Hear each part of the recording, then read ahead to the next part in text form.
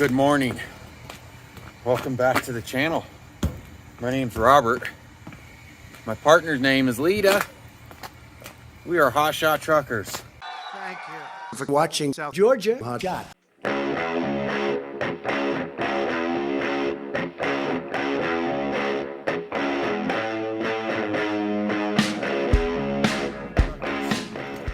Or so we like to say we are. Right now we are in sunny Salt Lake City. It's I think last time I checked it was like 30 degrees. We've currently got a load picking up going to Colorado. It's about 2 weeks from Thanksgiving. I don't know the exact date. I'd have to look at my phone. I'm using my phone to record. I haven't used my DJI that I usually use to record as a dash cam right now because our other dash cam's messed up. As you can see, the trailer hasn't been moved in a bit. Last time I left you guys off was when we took this thing to the Ford dealership and they jerked us around for 2 days. That's Lita right there. Say hi, Lita. Hi. People say that we don't say our names enough on the channel. So people are like, what's your name? Just walking around doing a pre-trip, getting ready to leave. Last time we left you off, well, you can't even see my license plate. We dropped this thing off at the Ford dealership because supposedly there was a recall on the front end. Well, they kept the truck for 2 days and all they replaced, I even had an appointment set up. It's not like I just showed up and dropped my truck off. I called them up, I set up an appointment. Said I need to get this recall done. I said okay. I think it was 4 days later they could get my truck in. Kept my truck for 2 days and all they did was replace that steering stabilizer shock. 2 days they had my truck. And then when I got it back, they said, well, it's still got a little rattle in the front end. I was like, yeah, I know. They said it's the drag link bar. I said, no, it's not. I said, I just replaced that. Nice try. He's like, well, that's what my technician's telling me. It's the drag link bar and the drag link bar ball joint. And I was like, whatever. Scam artists. That's all they are. Scam artists. Why would Ford put out a recall for that little shock? Had I known that was all they were going to replace, I would have just bought the shock myself and put it on and worked those 2 days. So anyways, let me finish up this pre-trip. Like I said, we're going to Colorado. Look at those mountains. Amazing. We've basically spent the last 4 or 5 days out on some property we bought. I ended up renting a backhoe and we got a lot done. I'm super happy with it. Yeah, we didn't plan on doing it, but we couldn't find a backhoe earlier. And then the loads just weren't paying, man. It's, you know, what's weird is we did really good out west. That's a big reason why I was okay with moving out here. And now we can't find anything. For the last 3 weeks, we haven't found anything worth a dang. So it's been rough. But it's time to, I guess, go back east and see if we can make some money. So let me finish this pre-trip and we'll see you guys in a bit. All right, guys, I forgot to pull a camera out for you and record this since we've been using that DJI as a dash cam. I got to figure something out there. I got to get a dash cam. But all it is 3 plates of steel. As you can see, it all sits out here in the weather, but they tell you that you have to tarp it. So I screwed up and I put the blue tarp on top of the black tarp. So the wind's probably going to get under there and kind of flap that around a little bit. It's okay. I know I messed up. I think it was Lita's fault. No? You can't trust women. You got to watch them. But we just threw a bunch of straps on here.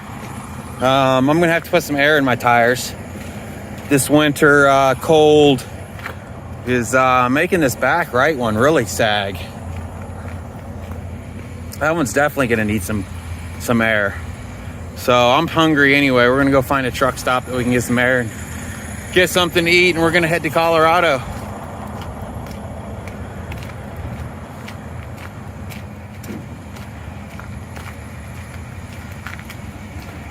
You got it? Yeah, this is real frozen. Yeah, I know.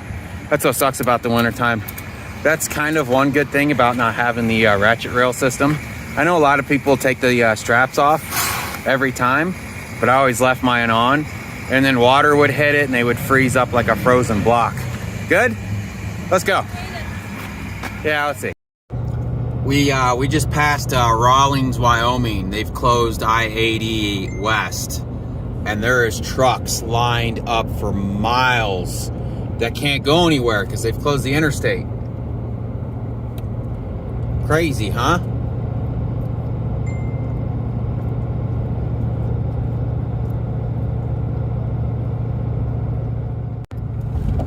It's on time. Well, no, I don't know what it's on actually. I don't know if it's on time lapse or what. Dang, dude. That would suck. That's what I hear about Wyoming, man. Yeah. They're like, don't go through Wyoming in the wintertime. Yeah. Because of 80s. Yep, because they close this thing down when they see a snowflake.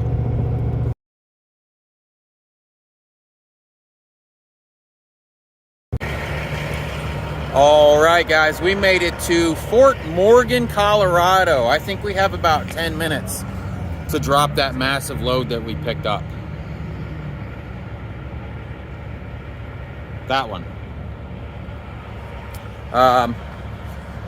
Pulled this up on Trucker Path. There's a truck stop across the road that says there's minimal parking there, but Trucker Path also said that there was a Walmart, so that's cool.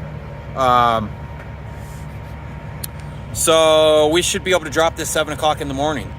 We got really nervous because we tried to book a load through somebody, and they said that it couldn't be picked up tomorrow. It had to be picked up Thursday because tomorrow's a holiday. It's Veterans Day. And I was like, oh my gosh, I didn't even think about the holiday. He's like, yeah, so if you want this load, you're gonna have to pick it up the next day. Are you sure it's in this door? I'm looking for the lock to lock up the generator. So I was like, crap. I was like, Lita, check the rate con. And sure enough, the rate con said Thursday. Where's the good lighting at? So I got on and I called them up and I was like, hey, are you guys going to be closed tomorrow? She's like, no, why? I was like, well, tomorrow's a holiday. It's Veterans Day. I want to make sure you guys weren't going to be closed. She's like, no, we'll be open. I was like, yes. So we called on a few loads. That load particular that the broker warned me about, it's a little chilly out here, about the holiday tomorrow. He had a load that was going to pick up in Colorado and go back towards Salt Lake, but he only wanted to pay, man, I think it was like $1.75 a mile. And I was like, well, I said, let me see if they're gonna let me drop this. I said, I'd like to find a load for tomorrow if possible, if they'll let me drop, and if not, I'll call you back. He's like, okay. So I end up couldn't really find anything, and they said that I could pick up. So I was like, well, let me call this guy back. So I called him back and he didn't answer, so Lita sent him an email, and it was 600 miles and he wanted to pay $1,000. I was like, tell him we'll do it for $1,200. And he comes back and he's like, well, the best I have on it is $1,050. And I told Lita, explain to him we don't do anything under $2 a mile, especially if he wants it dedicated, which he did. And we dang sure don't do anything under $2 a mile for a military load. And he emails back. He's like, well, you don't have to go through the main gate to get this, and $1,050 is the best we can do. It's like, nope, sorry, won't do it. So she emailed him back, was like, look, we don't do anything for under $2 a mile. So we called on a Landstar load, and the pickup was a little closer. So it was like, it's 503 miles, I think, to go to West Valley, Utah. So I called him up, and it was, like I said, 503 miles. And he said, what can you do it for? I said, $1,000. And you could tell English wasn't his first language. But he was a super nice guy. He's like, that sounds fair. Let me go to my customer and see what he says. So he puts me on hold. Probably 10 minutes later, he comes back and he's like, the best they can do is $900. I was like, sorry, we can't do it for that. He's like, why not? I said, I don't run for under $2 a mile. He's like, I understand. Seems like a good rate. If nobody else calls, let me write your number down and then I'll call you back. So I wrote her number down, and lo and behold, a couple hours later, he calls us up, and you can tell he's like defeated, because I feel like now the customer's not paying the amount of money. So we kind of got the idea that it was coming out of his pay, because he sounded kind of depressed and defeated about the whole load. He's like, oh, yeah, so we got $1,000 on this load. I was like, all right, cool, let's book it. And it picks up tomorrow, so I don't even have to wait. I thought we were going to have to wait a day before we could pick up. So we don't even have to do that. This blue tarp's kind of pulled out. I bought the new Google Pixel 5. This is the new Google Pixel 5 because I absolutely hate my Samsung S10. But my S10 would allow me to, when I was recording, I could just hit a button while I was recording and it would switch the camera around to the other one. This Google Pixel doesn't allow you to do that. So it's not like I can hit the button and then show you guys what I'm looking at. What sucks is the S10 just added that before I got rid of that phone.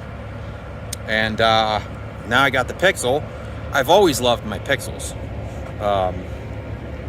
But now I don't have the flippy camera thing.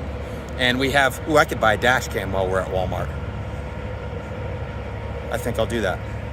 So, and I need to buy my DJI, my second DJI that I ran over. I think the little SD card got messed up. So I'm gonna buy one and put it in this camera. Anyways, you guys don't care about that. All right, see you later.